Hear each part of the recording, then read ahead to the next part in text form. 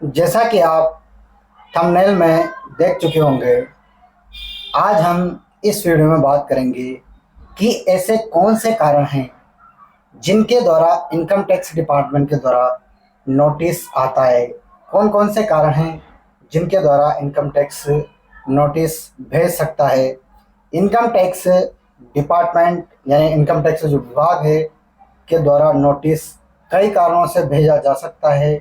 नीचे उन मुख्य परिस्थितियों को बताया गया है जिनमें इनकम टैक्स नोटिस आ सकता है। पहला महत्वपूर्ण है आईटीआर फाइल न करना। पहला कारण है आईटीआर फाइल न करना।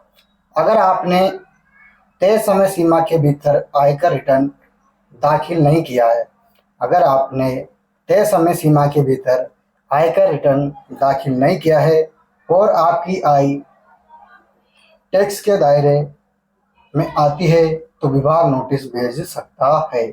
अगर आपने तय समय सीमा यानी टाइम लिमिट के अकॉर्डिंग जो इनकम टैक्स रिटर्न है वह दाखिल नहीं किया है आईटीआर, और आपकी आय टैक्स के दायरे में आती है तो विभाग नोटिस भेज सकता है। दूसरा कारण है गलत जानकारी या मिसमैच। अगर आपके आईटीआर में दी गई जानकारी जैसे वेतन यानी इनकम, बैंक, ब्याज,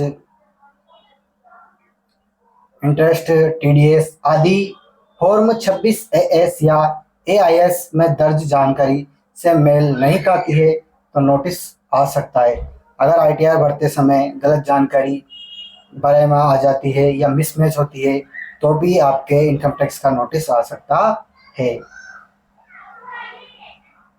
तीसरा कारण है उच्च मूल्य लेन देन।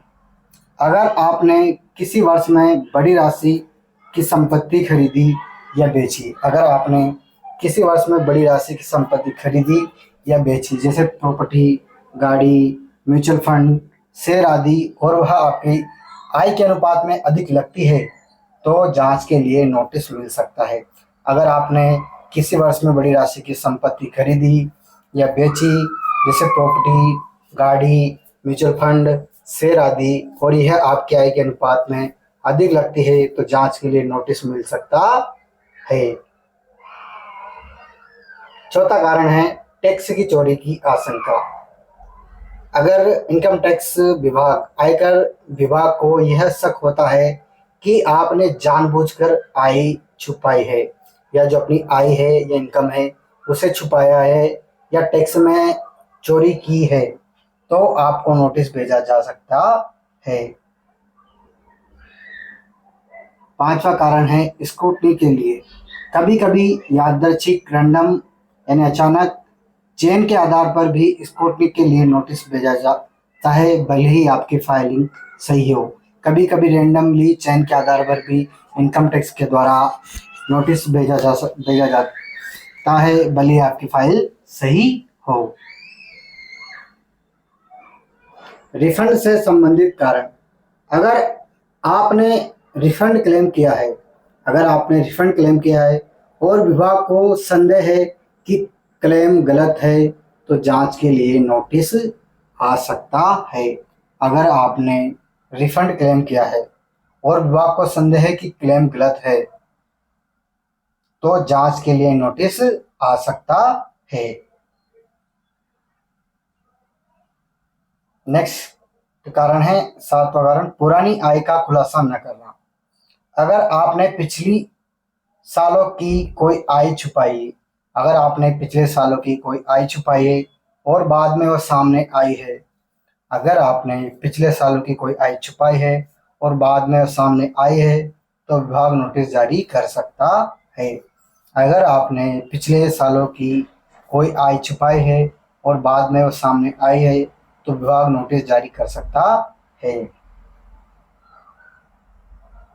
टीडीएस कटने के बाद भी रिटर्न न भरना। जो टीडीएस है उसके कटने के बाद भी रिटर्न न भरना। अगर आपके फॉर्म 26 एएस में टीडीएस दिख रहा है, अगर आपके फॉर्म 26 एएस में टीडीएस दिख रहा है लेकिन आपने उस साल रिटर्न नहीं भरा है तो नोटिस आ सकता है। अगर आपके फॉर्म 26AS में TDS दिख रहा है लेकिन आपने उस साल रिटर्न नहीं भरा है तो नोटिस आ सकता है।